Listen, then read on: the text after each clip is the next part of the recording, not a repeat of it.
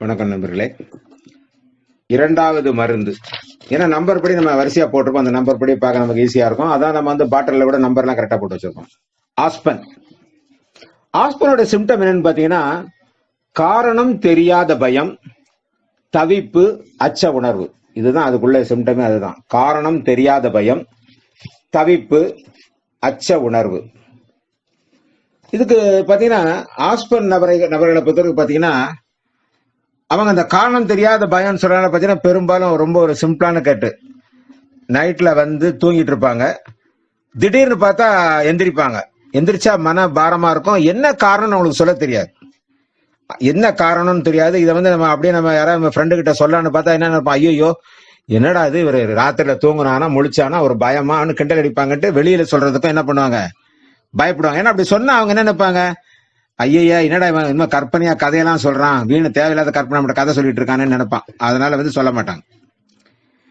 அடுத்து பாத்தீங்கன்னா, ஆஸ்பன் நபரை பொறுத்தவரையிலே எதனால நமக்கு இந்த பயம் வருது அப்படிங்கிற விவரம் அவருக்கே தெரியாது. அது மத சம்பந்தமானதா, இறப்பு பற்றிய எண்ணங்களா கூட இருக்கலாம். தனியா இருக்கும்போது பய உணர்வு ஏற்பட வாய்ப்புகள் அதிகம். பலரோடு சேர்ந்து கூட்டாக காரியம் செய்யும் போது கூட பயம் ஏற்படலாம். இவர்களுக்கு ஆஸ்பன் கொடுத்தால் குணமாவார்கள். காரணம் தெரியாத பயம். என்ன காரணம் சொல்ல தெரியாது பாப்பா. இது என்ன கேட்டீங்கன்னா, இது வந்து குழந்தைகளுக்கு ரொம்ப அடிக்கடி தேவைப்படும். சில குழந்தைகள் பார்த்து ராத்திரில தூக்கத்தில் எழுந்து முடிச்சு அழுவோம். ஏன் அழுதுன்னு அவங்களுக்கு தெரியாது, எதுக்குன்னு தெரியாது. காரணம் தெரியாத பயம் அதனுடைய விஷயம். இதுக்கு பாத்தீங்கன்னா ஒப்பிடுதல். ஒப்பிடுதல் பாத்தீங்கன்னா மெமுலஸ். இதோட ஒப்பிடுதல் வந்து மெமுலஸ்.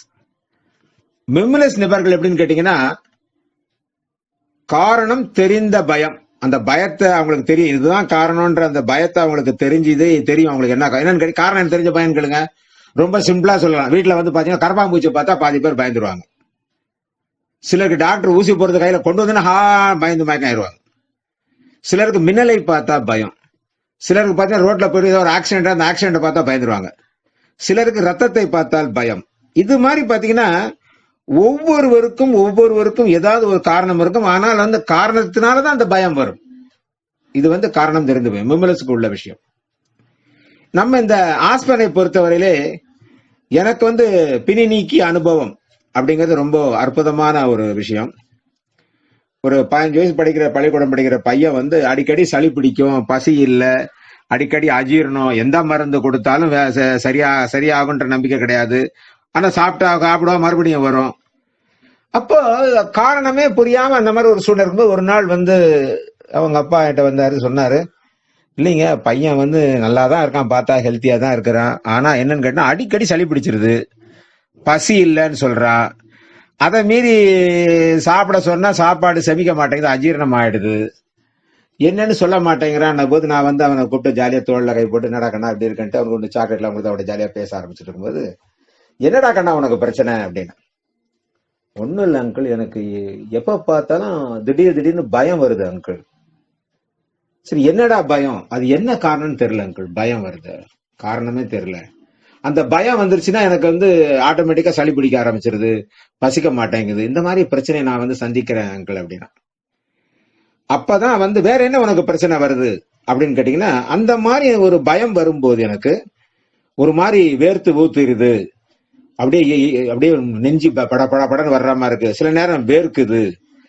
சரிடா பரீட்சையை பார்த்தா பயம் இருக்கான்னு கேட்டா, பரீட்சையை பத்திலாம் எனக்கு ஒன்றும் பயம் எல்லாம் கிடையாது, ஆனா இது ஏதோ ஒரு சூழ்நிலை ஏற்படுது அங்கிள் அப்படின்னு சொன்னான்.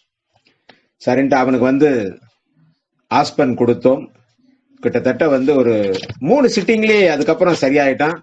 அவனுக்கு அதுக்கப்புறம் சளி பிடிக்கல, ஒன்றும் பிடிக்கல, ரொம்ப அற்புதமா மாறினான். இது என்னுடைய அனுபவத்தில் எனக்கு கிடைத்த வெற்றி. நன்றி நன்றி நண்பர்களே. வணக்கம் நண்பர்களே. இரண்டாவது மருந்து. ஏன்னா நம்பர் படி நம்ம வரிசையா போட்டிருப்போம். அந்த நம்பர் படி பார்க்க நமக்கு ஈஸியா இருக்கும். அதான் நம்ம வந்து